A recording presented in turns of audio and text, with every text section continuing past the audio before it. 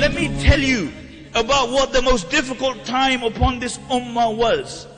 If you gather all the suffering of the Muslim world today, it does not compare with a fraction of what the Muslim ummah went under the Mongols.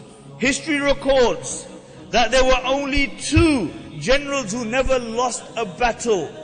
One was Genghis Khan and the other was Khalid bin Walid radiyallahu anhu, the sword of Allah.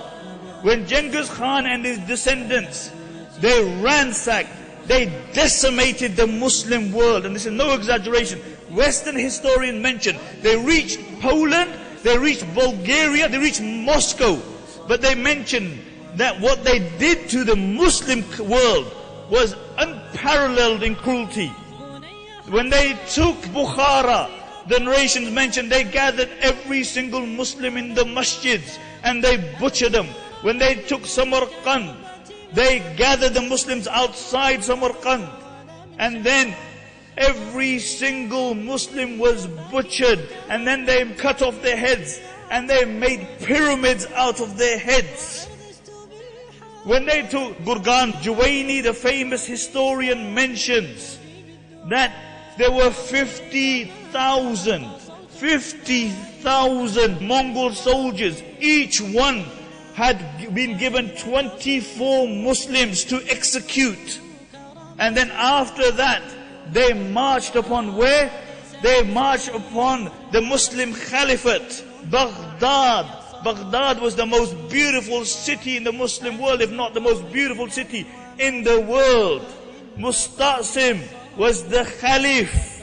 And when Halugu reached the outskirts of Baghdad, Musta'sim consulted his advisors, and they said the best thing is that you go and ask for terms.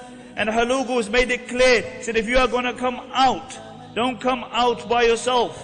Bring your advisors with you, bring your ulama with you. So Musta'sim came out with 700 men, and Halugu only allowed 18 to enter into the tent. And they took the rest. These were the cream of the crop of Baghdad, and they butchered every single one. And now Musta'sim is standing in the court of the Mongol prince. And the same Musta'sim, people would come to his court, he would rebuke, he would chastise, he's shaking in front of Halugu. And then Halugu mentions that I'm going to keep you alive for a while. And the reason that they kept him alive is that they wanted him to go back into Baghdad and tell his men to put their weapons down. So they took him back to Baghdad. And when he had told the people of Baghdad to put their weapons down, the narrations mention they brought his 3 children in front of him, and then they butchered them. Then they brought his sisters in front of him, and in front of his eyes they killed his sisters. And then they gathered the ulama, and they began to kill all the Sunni ulama. And then Halugu said that the blood of the Muslims is halal. For the next 40 days, they unrelentingly butchered the Muslims for 40 days. In those days, you didn't have machine guns.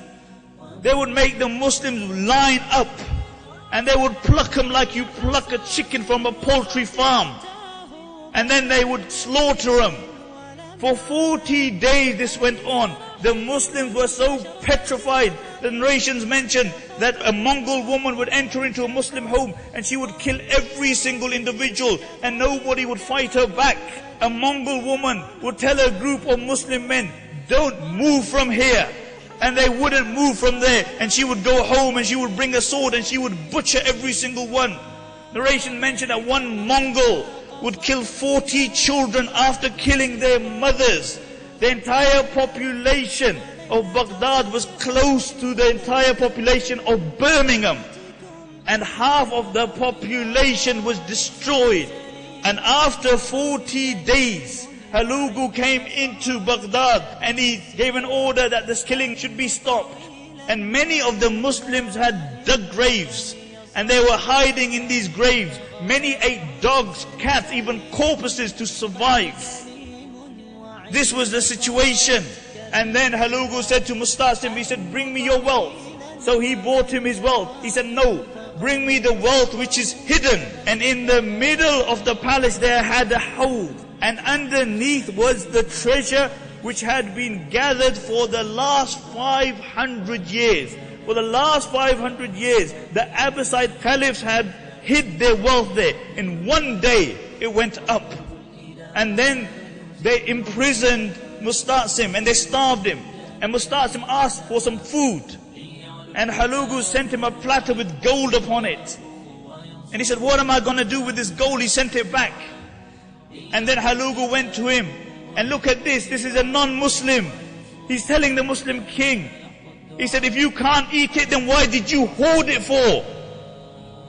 If you couldn't eat it, why did you hoard it for? Why did you give it to your men? So they were ready to die for you. And then he took him and he showed him the big gates of Baghdad. He said, what good are these big metal gates when there is no men to defend them? Why didn't you break these gates and make lances out of them and give them to your men? Mustasim said, it's Qadrullah. And Halugu said, I will show you Qadrullah. And they rolled him up in a carpet. And then they had him trampled by the horses. 800,000 Muslims died. 800,000. The Darul Hikmah, the greatest Muslim library in the world, millions of books were ransacked, thrown into the Euphrates until the Euphrates went black with the ink. Black with the ink. And Halugu found it so difficult to stay in Baghdad because the stench of the dead corpses that he moved out of Baghdad. This is what happened with the Muslims. But then, let's ask ourselves a question. How was it possible that in a period of 80 years, the same barbaric Mongols became Muslims? They became ambassadors. Because there were men and women who carried on the dawah, even in this state. Nothing perturbed them. People died for this dawah. The Sahaba died to promote and propagate this deen. The women in the time of the Mongols were at the forefront of dawah. ونحن ننام كأهل الرقيب وفي غفلة قد يحل البلاء وأرجو الإله